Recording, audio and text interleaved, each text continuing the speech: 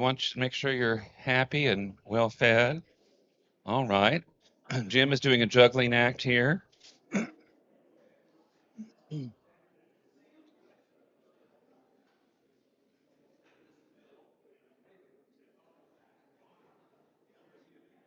Need more volume? Is that better?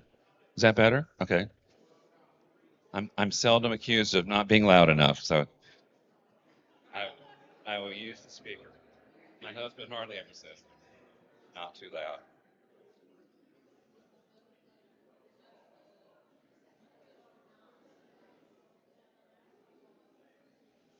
The Lord be with you. I'm going to read a little passage from Romans as our opening prayer.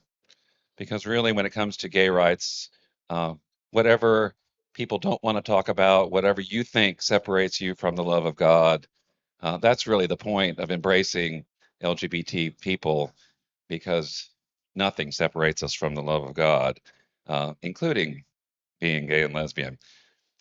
What then are to say about these things? If God is for us, who is against us? No, in all these things we are more than conquerors through God who loves us.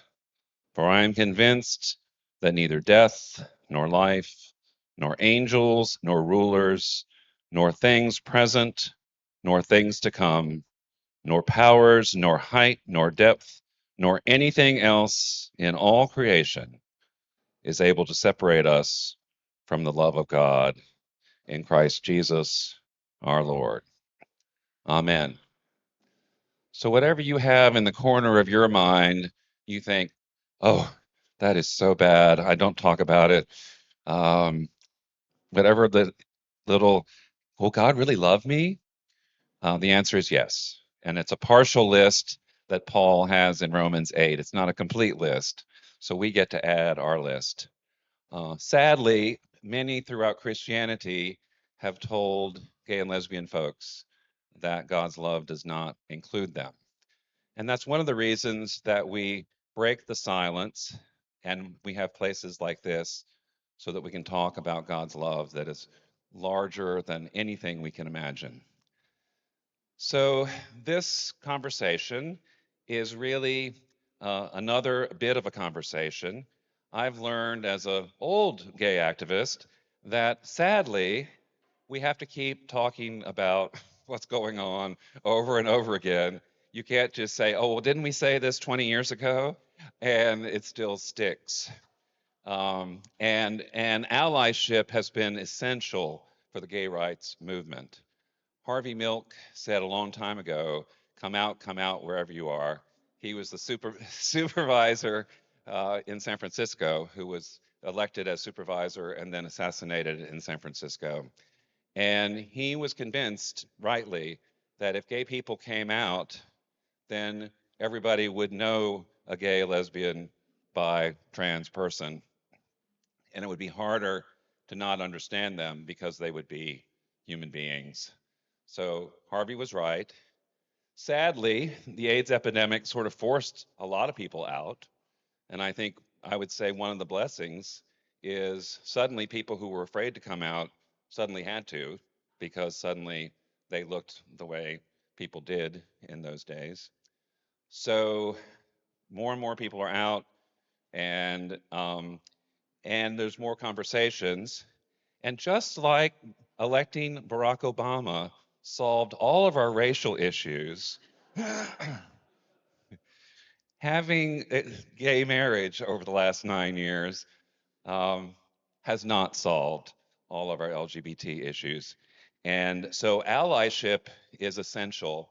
And I want this to be a conversation. I want this to be a place where you can ask all your questions. I think allies need to know a few things. And so I'm just going to say some things that you probably already know, but I did some baseline kinds of things about famous gay and lesbian people, some history of the modern gay rights movement, what the Bible says, which isn't much, unlike some of our Christian brothers and sisters who think it's kind of the key to Christianity these days. The Bible doesn't have much to say. We'll talk a little bit about that.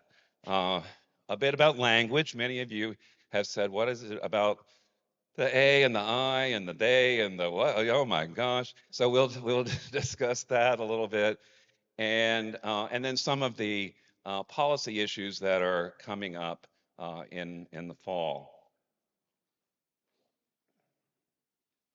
I want to start with two stories because one of the reasons it's so important for allies of gays and lesbians and LGBT people themselves to tell their stories is because there's a lot of misinformation out there.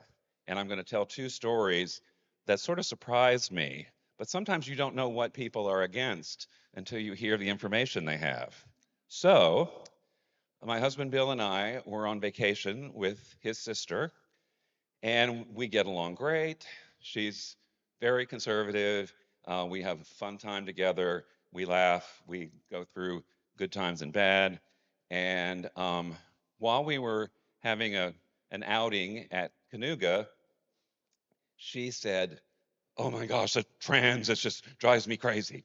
And my impulse was not to address that because, oh my God, we don't want to talk about uncomfortable things. And I just said, "Okay, Ellen, what is it?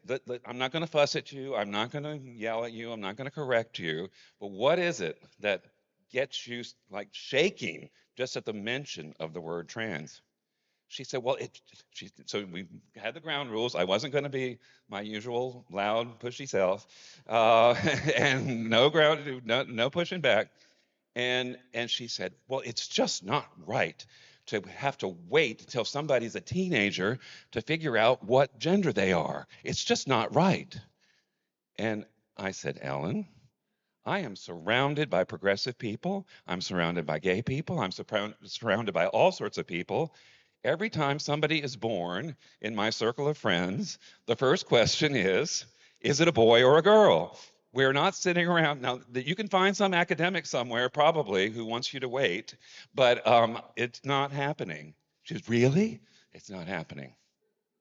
It's not happening." So my second story is from a client of mine who said, as we were talking about some topic or another, he said, "Well, I'm all in favor of the LGBT part, but I can't go for that other stuff because it includes pedophiles." Yeah. Thank you. That's a great response. As a therapist, I couldn't quite say that, but I did say, that is just not true. That is not included. There's no P, first of all, and we're talking about varieties on the spectrum of sexual orientation and sexual expression, and everyone is appalled by pedophilia. So and I tell both of those stories is because sometimes when we don't listen to people who disagree with us, my client and my sister-in-law, we don't know what they're against. And in both of those stories, I was able to say, that isn't what we're saying. I'll save another story for later. Sometimes it's important for any minority to know that there are lots of famous people among us, and it's good for allies to know when you are talking to your friends because you all are bilingual.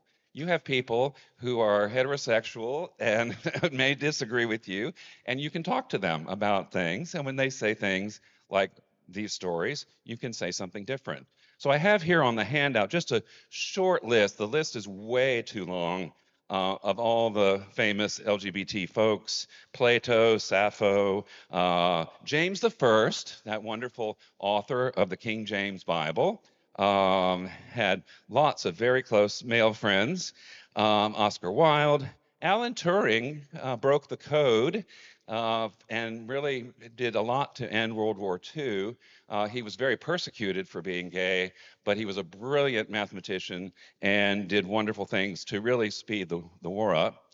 J. Edgar Hoover, though he was homophobic as could be and was going after gays within all sorts of government entities, had a boyfriend, and he and his boyfriend are buried in a cemetery in Washington together. it is often the case that people who care so much about us are indeed working out their own fears. Rock Hudson, Harvey Milk, I mentioned, Elton John, Ellen DeGeneres, Billie Jean King. The list goes on and on. And in terms of some of our theological heroes, Gwen mentioned in her sermon today Carter Hayward, and she was not only one of the first 11 priests ordained in the Episcopal Church, but she was a lesbian. And 50 years ago, that wasn't so cool. But she has braved that. And just say that because it's nice to know who is in our ranks. The other person is Henry Nouwen. And he strangely enough kind of came out posthumously, if you can do that. There were letters and other information, and he was afraid because he wrote in the 40s and 50s that his being gay would overtake his writings, overtake his work with people with disabilities. So Henry Nouwen was very quiet about that. And and I find it lovely when I go back to his writings and think, as he is journeying this journey of having compassion for people with disabilities, a passion for the monastic life, for all the writings that he did, he was also having this internal journey of not being able to talk about his sexuality. So the list goes on and on and on, and more people are realizing that it doesn't destroy their careers, it doesn't destroy their lives, and you can only blackmail people if they have a secret. So if you don't have a secret, oh my gosh, David Hoover is a gay man. Oh well, let's blackmail him. Yeah, I can't do that. And then I didn't know where to put this exactly, but I just want to say it that the word in English for homosexual didn't even exist until some people say 1868, but it was established in kind of 1880. So whatever that word is in the King James Bible or whatever Bible you have from the Greek or the Hebrew, it's not homosexual because the word didn't even exist until the late 19th century. So I just throw that out there, and I can't go into all the details. Yes. Um, what was used before that? Plato. I mean, there were same-sex love. There may not have been a word for it. It the love that dare not speak its name. It didn't. And we can go back to that in Bible. Yes, Charlie.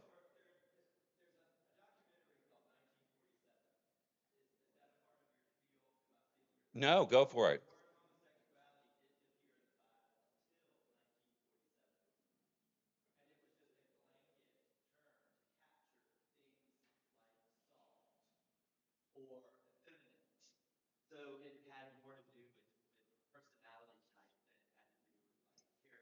Yeah.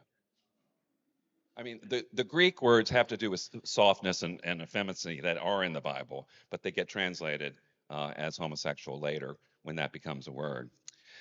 So it is also important for allies to know a few of the dates, and I'm not going to go into everything, but just some important dates, and I mostly want to leave lots of time for questions. But in the 1920s in the United States, the word gay became popularized among gay circles. The mafia often ran gay bars in the 40s, 50s, and 60s. There was this sort of don't ask, don't tell arrangement. We won't, we'll pay off the police and they won't raid the gay bars, and then they'll raid them now and then. And then if they get out of control, then we'll pay them off a little more and the gays can come back to the bars. And that was kind of the life. And even gay bars weren't safe for gay people to go. There was all sorts of clouded language, code language, even within the gay bar in the 40s and 50s, because it wasn't safe to be public about that. I mentioned J. Edgar Hoover. The Lavender Scare was happening at the same time as the Red Scare, when J. Edgar Hoover and others were purging um, the CIA, the State Department, Justice Department of gay people, or people who were thought to be gay, or people who were fellow travelers. There's an opera, a movie, a TV show called Fellow Travelers. And even though they weren't exactly communists, those gay people were fellow travelers, ran in the same circles as those communists. So lives were ruined, reputations were ruined. Many people were fired during the Lavender Scare in the 50s. The first gay pride parades happened along in 1970 in New York, Chicago, Los Angeles, and San Francisco, the four cities that are the usual suspects for gay folks. In 1973, there was the most miraculous, we've been hearing a lot of Jesus healing stories. Well, in 1973, the Diagnostic and Statistical Manual for the American Psychological Association pulled homosexuality out of its classifications for mental disorders. So suddenly, all these people were cured because it was no longer in the book. So, but it didn't get fully implemented until 1987. So it really took a while for all of the remnants of it to get out of the DSM. So I just mentioned that. We're talking about 1973, 1987, when it was fully not considered a mental disorder. The first LGBT March on Washington for Gay Civil Rights, 1979. If you remember the Clinton years, in 1996, the Defense of Marriage Act was passed, where states were not allowed to have any kind of same sex marriages. That was the defense of marriage. And that was only 1996. You think about how recent that is. Amazingly, uh, in 2009, the first civil union started, and that was sort of a substitute for marriage. And the first was in Vermont, and it continued throughout the country. And then in 2013, think about how recent, 2013, DOMA, the Defense of Marriage Act, was considered unconstitutional. So that allowed for, that was the opening for same sex marriage. And then June 26, 2015, same sex marriage was declared constitutional. So that's been 9 years, if my math is right. So we think about uh, the progress, the change, and also in 1996, everything was unconstitutional. Then in 2019, I mean 2015, it is constitutional, and you know, 40 or 50 years of Roe overturned, 10 years of same-sex marriage. Um, your gay and lesbian, trans friends might be nervous. So think about that. Um, I wanted to make sure that you knew some organizations that are particularly in. Oh no! Before I do that, yes, absolutely. I don't even think I mentioned that. So thank you. The Stonewall uprising or riots happened on June 20. Did I write that there? Uh, did I not put it on there? Okay, so Stonewall was in 1969, and it happened at the end of June in 1969. And I mentioned how the mafia ran things. The police would do raids periodically. They paid off the police to kind of leave the gay people alone. In June, late June of 1969, the gays, a lot of drag queens in particular, were fed up with all these raids, and they decided to have an uprising. So the police actually were in the bar while the gay people were out in the street throwing bricks, throwing bottles, screaming, "We're not taking it anymore." They had to call in extra police. It was about 3 days of riots or uprisings or protests at the end of June in 1969. It was in New York. It was the Stonewall was the name of the bar in Greenwich Village, and this was the beginning, really, of the very modern gay rights movement. That's why we have most gay pride festivals are happening in June. San Francisco and New York, sort of the big kids on the block, always have theirs in June. Others kind of spread around. Richmond has ours in September. I know Tucson didn't want to do anything in the summer, so they always had theirs in October. So you can move around, but generally Stonewall is celebrated in June. Often Gay Pride Month is in June. So thank you. Very important. Uh, yes.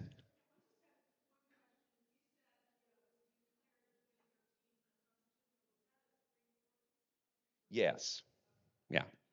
Yeah. It was again. It was a 5-4 decision, and very close. Yeah. Uh, yes.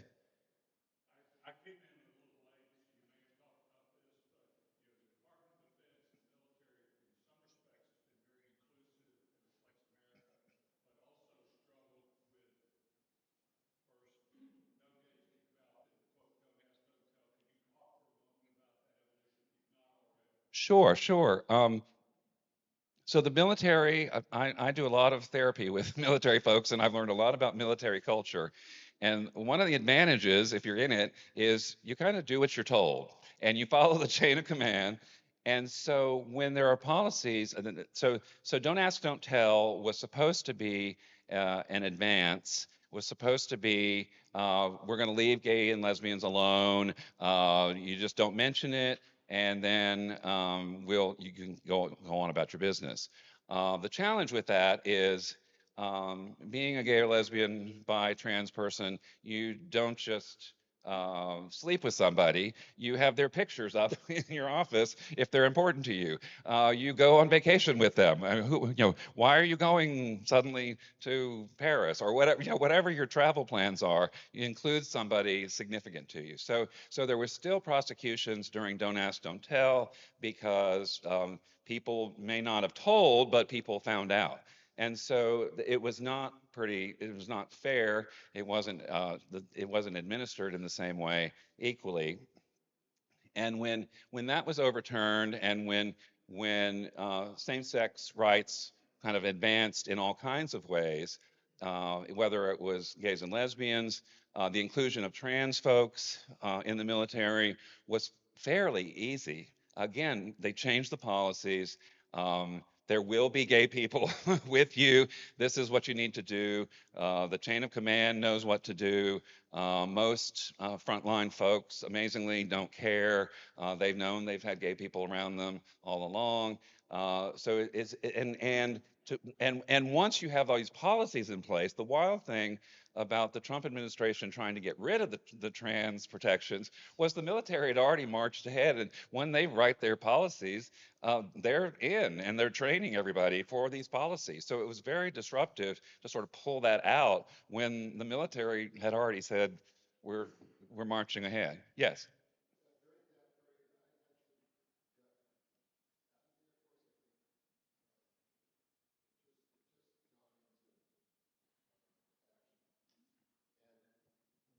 A couple of things that happened, because when Clinton was voted into office, one of his things was, for the gay and lesbian community to be accepted into the military.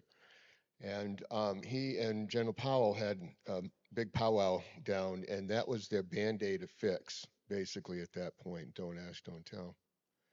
Being an Air Force person, the Air Force was the absolute worst of all the branches of the service of being non-acceptable or non-accepting to the LGBT community, long before that even came in, and even at the during the Don't Ask, Don't Tell, there were a lot of people that still had to deal with a lot of stuff. Thank you for your questions. Okay, so I want to do a quick language study. So, homosexual has to do with a same-sex attraction to somebody else, affectional sexual attraction. Heterosexual, the same towards the opposite sex. There was a Kinsey report in the 50s that talked about the Kinsey scale, and people were a 1 through 6 on the Kinsey scale. 1 being completely heterosexual, 6 being completely homosexual. And then there were people all sorts of broad spectrum. And really, I mean, a lot of people have built on his research, but a lot of what we're experiencing now in terms of gender fluidity is really this sort of understanding that many of us are on the spectrum of all kinds of things, and we really experience gender identity and sexual orientation in all kinds of ways. So, the letters. A lesbian is a woman who is attracted to a woman. A gay is generally a gay man. Early in the days, I remember, I'm old enough to remember the days where you had to say gay and lesbian. That was all, the only letters we had were gay and lesbian. And you had to say them both because women often feel excluded anyway, and they didn't want to feel excluded from the gay rights movement and just be subsumed into the word gay. So gay has masculine overtones. So that is why oftentimes gay isn't acceptable in some circles. I'm saying it for shorthand, and I'll get to my reasons. Just because LGBT folks are also um, exhausted with some of the letters too. So bi folks. Bi folks have a rough time because gay people think they don't exist. Oh, wait, you'll be gay eventually. But there are people who are attracted to both genders equally, and there's fluidity there, and people get to figure out what that means. Um, and we're going to show a fabulous video. Yes.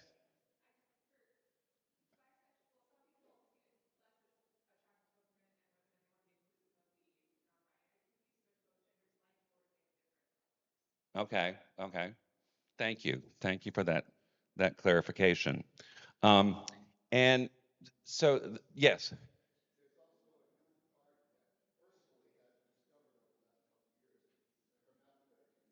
Okay. Well, I will get to that. I'm going through all the letters. Um, and so sexual orientation has to do with how you are attracted. That's the gay, lesbian, bi attractions. The trans community has to do with how you experience yourself in the world. And you'll see in the video that we're going to show, it's fabulous, that this sense of being a boy or a girl is formed in the womb in the first month. Now, that is what I learned in this film, and it's a wild thought. So you can, and if you want to learn more about trans, then you gotta stick around for the rest of the morning. But there's a sense of I want to be in the world as a person different than I was born, and and it unfolds. People don't know it necessarily, and you'll see in the video. There's a little girl who is I don't know 4 or 5 years old and is just so depressed. No, a little boy. He is so depressed, and they don't know what's wrong. And he always says, well, I'm a girl, and the parents are kind of, well, people have fantasy. They have imaginary friends. I mean, does he really? And then he is exposed to a room full of clothes that are stereotypically girl clothes, pink and frills and lace, and this little boy lights up and and just becomes a different human being. So I just encourage you to know that we're all trying to figure this out. Be kind to yourself. Be kind to trans people as they bravely decide to march into this world in a way that is most fulfilling for them, um, and to be kind. And you mentioned, so intersex is the I, and that is the new word for hermaphrodite. Uh, this is rare as well, but these are folks who are born with male and female genitalia. And I'll tell you, I worked with several Indian tribes in Tucson, and one of my clients was raised by a Hopi mother, and he presented now as a gay man. And I said, well, what was it like being raised as a Hopi, and what was it like being gay? He said, well, actually, I'm intersex, and I was born with male and female genitalia. And what my Hopi mother said is, Oh my gosh, what a blessing. You have everything. Now, talk about cultural constructs. It was just amazing, and it's all cultural. I mean, that is nothing but cultural for someone to say, "Oh, what a blessing." And Native tribes often have a lot of those kinds of things. A has to do with asexual people who are not particularly sexual in any particular way. The plus is because there's just so much variety and so much more. And I just have to say, um, progressives in general, there's no college that says now progressives are going to say this is the proper thing, and it changes like every week, or where they just decide in January, okay, now we're going to decide everyone's going to be called something else. For example, Latinos do not like Latinx. And it's like, I don't know, like 80 some percent of Latinos don't like it. Well, some academic, good old, well-intended, wanted to be inclusive and not sexist, and wonderful motivations, which we all have, and the progressive folks, but they don't like it. So gay people are kind of getting tired of that too. The laundry list gets old. The latest word, the Q, is either questioning or queer. When Bill and I first visited St. Paul's, the interim rector at the time, Bill Queen, thank you, uh, talked about that the sheet with all the dirty stuff, the food that shouldn't be eaten was the gospel for the day.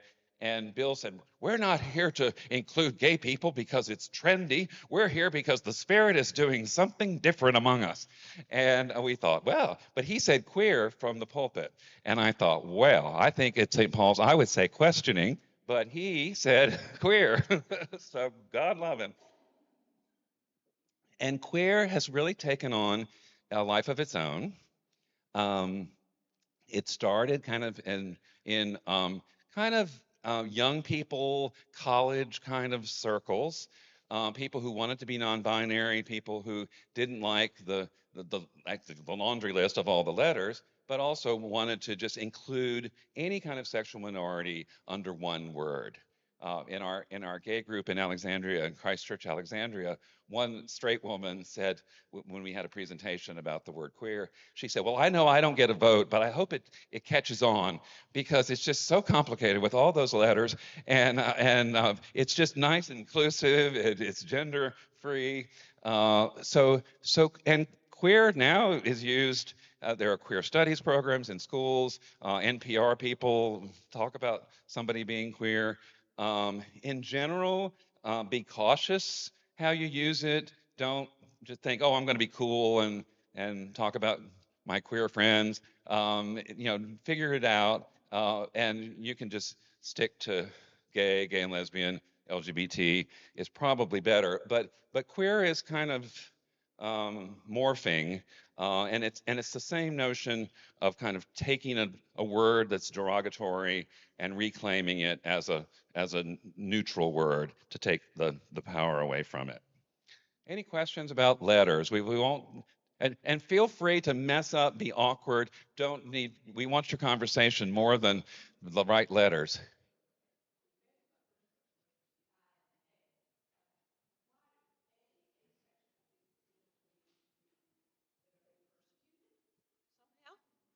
What makes an asexual person? In France they have a whole college that says which words are French and which are not. But gay people don't have such an academy, and so I don't know who adds it.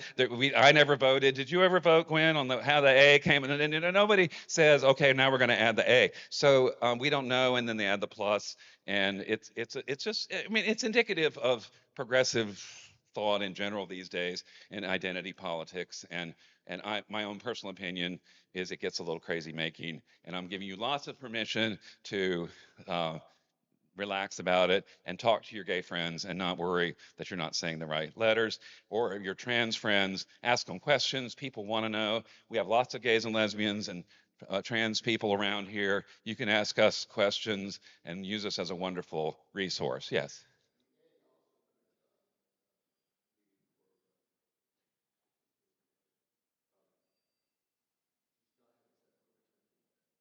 not having sex.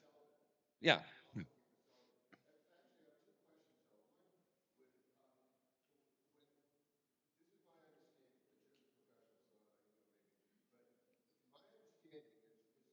Everybody's born a certain gender, but that time between birth and the end of puberty, we have a tendency of being fluid.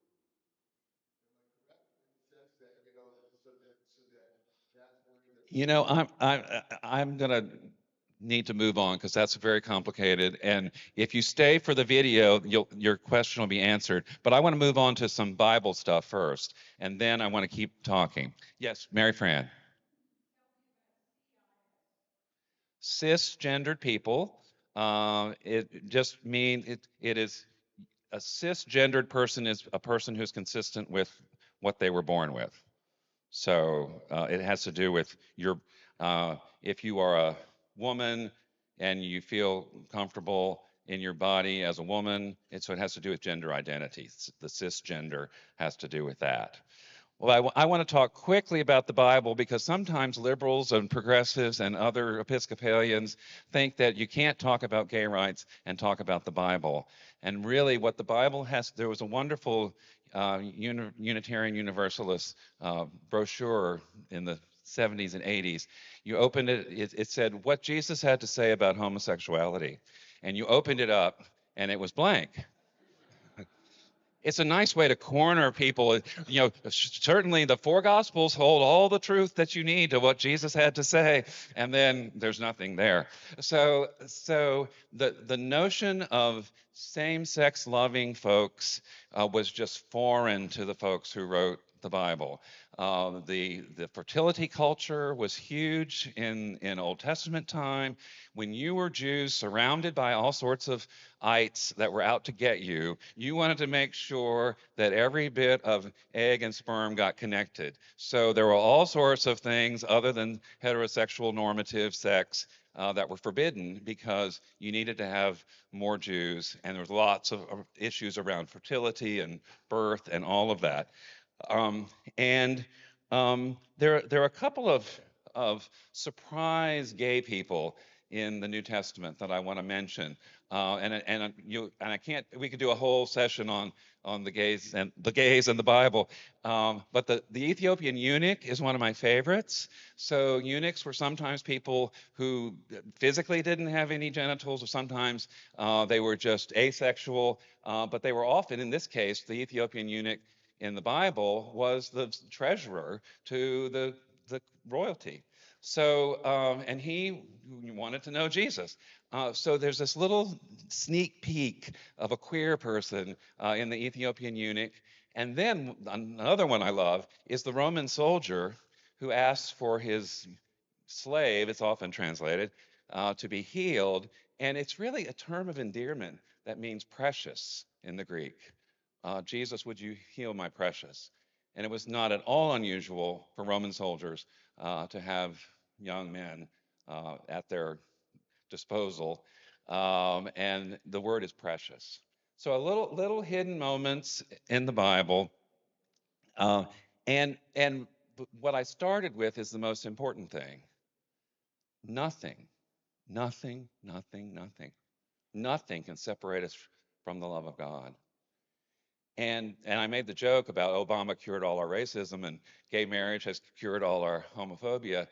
Still, about 50% of LGBT folks face discrimination in their houses.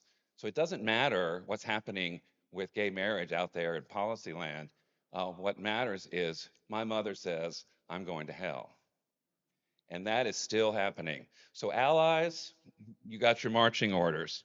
I want to do one more thing about policy because these things are coming down the pike. It's too soon to know exactly which bills are going to be there, but usually around the country, the bills are around banning books that have LGBTQ content and all sorts of regulations about trans folks, usually about health, about sports, about bathrooms, um, and one thing I want to say specifically about trans folks, most trans folks are not having surgeries especially in high school. It is not happening. What is happening is um, blockers that keep people from going through whatever they're happening in adolescence. So the blockers are essential for them so that they can experience the world and then make a decision. And most trans people don't do surgery either, even as adults. But um, you know, and I'll say it because it's true. Donald Trump said at his rally, just imagine, again, getting back to what do you hear out there and what do you believe? Just imagine Johnny goes to school as a boy and comes home after lunch as a girl. He said that. That is not happening, but that's really terrifying. I mean, if my granddaughter suddenly came back as a boy after we had lunch, I would be pretty freaked out. That is not happening. So the scary things, the truth that has to be spoken is really your job, allies, most of your allies, and to speak truth. These things are not happening. And while we're at it, most pedophiles are heterosexual. And it's very different from gay orientation or a straight orientation. It has to do with an attraction towards children. And people are opposed to that, and that is abhorrent. But grooming comes up. And when we're talking about school boards, talking about, oh my God, these drag queens are going to read to people in a library, that we're grooming them to make them gay. No one is grooming anyone, but we're still bringing up this pedophilia language all these years. So it's still out there. So that the trans language is something to look out for, the books being banned. There are model policies. Um, if you look at the bottom of your handout, the Department of Education has come up with the treatment of transgender students. And this is what you need to look out for in December. And most in 19, no, in 20, where are we? In 2020, the legislature passed and Governor Northam signed that all school boards had to come up with some kind of gender treatment of transgender students policy. Most schools looked at it, and and and then our current governor came up with a different proposal, and it wasn't as protective. And then the Virginia School Board Association came up with another one. So in general, and it's pretty moderate and not too scary. In general, urban areas fully adopted the Department of Education treatment of transgender students policy. More rural areas went with the School Board Association, and some have just not passed any at all, resisting the law. So those are the kinds of things to look out for.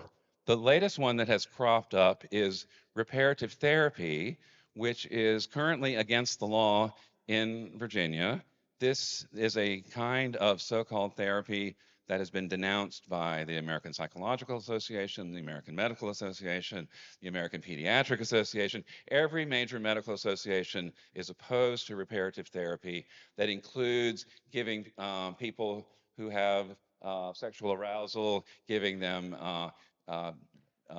liquids that'll make them throw up, applying electrodes to their genitals. It is torture. And so the some groups to look out for. The Family Foundation is the one that sponsors a lot of these book bannings, has brought the suit against the law that protects people from the reparative therapy. Moms for Liberty come in, particularly to school boards, and I hate to say this, but they're outside agitators. They are not grassroots people. They come into school boards like Hanover County, typical kind of county, for this kind of work to say, oh my gosh, you're corrupting our kids with these particular books and with these particular activities. Um, and then supportive organizations are listed at the bottom. Equality Virginia has a wonderful website where you can track the latest, whatever the laws are, whatever the bills that are being proposed in December and January. You can follow Equality Virginia to get the details of them. Fortunately, because the House and Senate, House of Delegates and the Senate will stop the anti-gay bills. They haven't passed in Virginia by and large.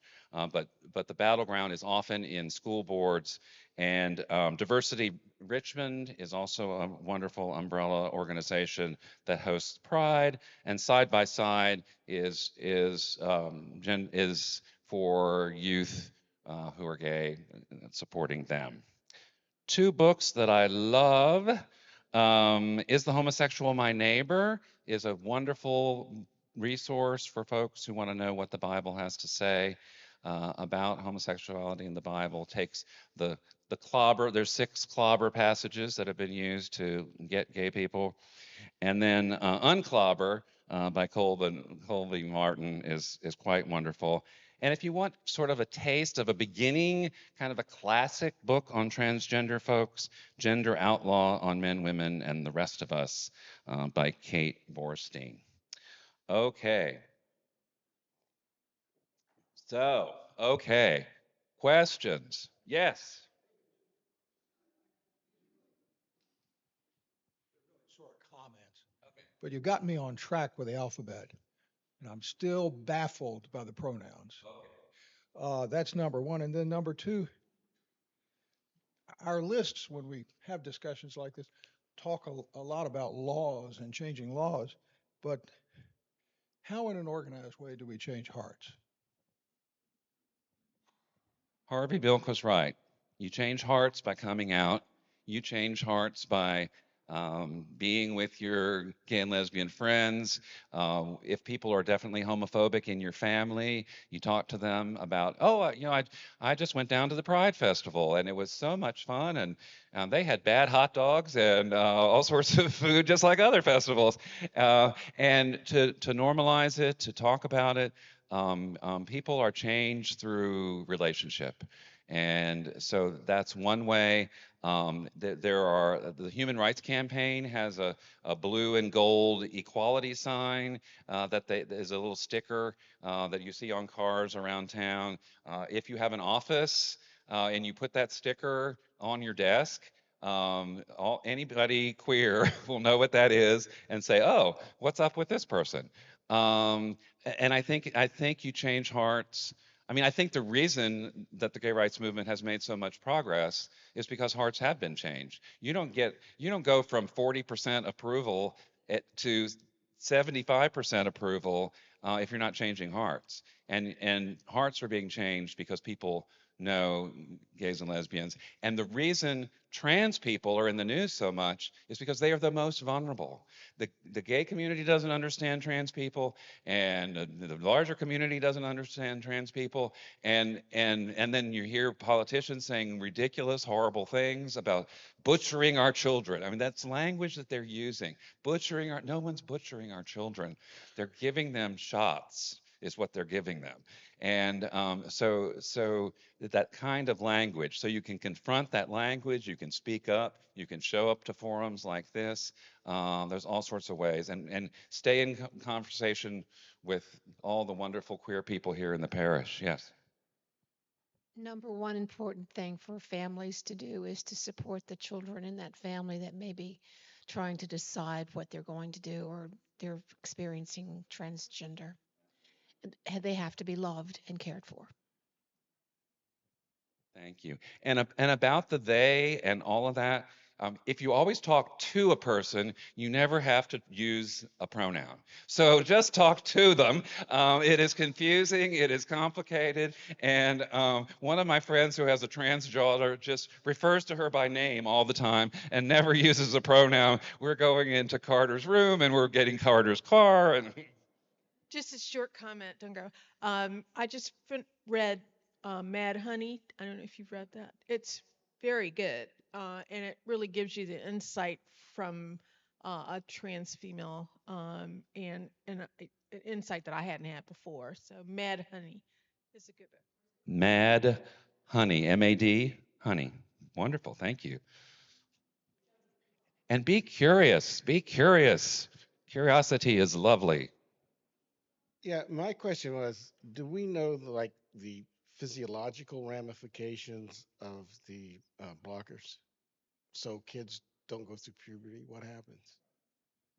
So the question is, what happens when people, when trans kids use the blockers? Have been used successfully. They are approved by the American Pediatric Association, the American Medical Association, and they really give a chance for folks to experience living in the gender that they live in, so they can make other decisions about what they want to do regarding their bodies. And over 75% of trans folks are happy that they have done this. Of course, you will find some trans people who say, oh my God, what did I do?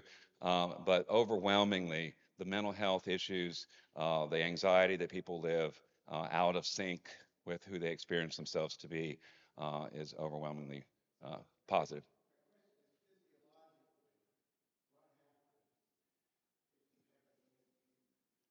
I, I don't know the answer to that, so we'll find that out. Yes, go ahead. Yes.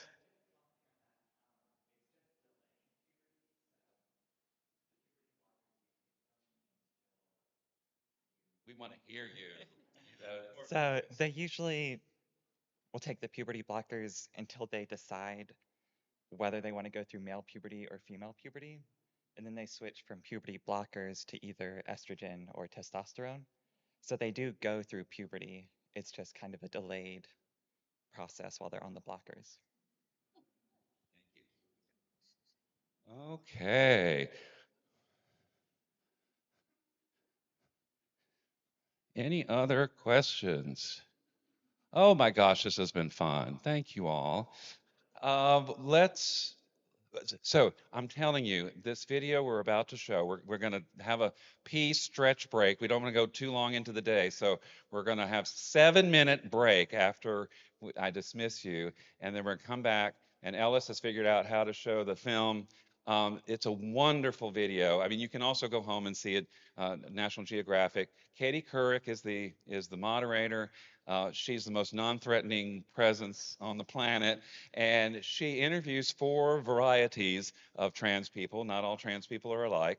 There's a little girl, there's a heterosexual couple, the kids leave, and the man figures out finally that he's trans. His wife says, I love you, I don't care that you're becoming a woman. So it's just amazing stories, because what parents, what loved ones want is what's best for their kids, what's best for their loved ones. So, and nobody comes up with a like how to live with a trans child list, or refrigerators have more instructions than kids, and they just see how happy they are. And that's what all of us want. We want our kids to be happy. So we try to figure it out, and then, oh my gosh, my kid is so happy when wearing the clothes of another gender. And so he's like, oh my gosh, I want to do that for my kid. Okay. How long is it, Ellis? Like 80 minutes? Okay, it's not very long, but it's a commitment. But and then they weave the science in through the whole thing, and that's where I learned about uh, gender identity coming in the first month in the womb. So let's pray. Dear God, nothing can separate us from your love. Help us to be curious and honest and brave, and to help share the good news that God is love. Amen.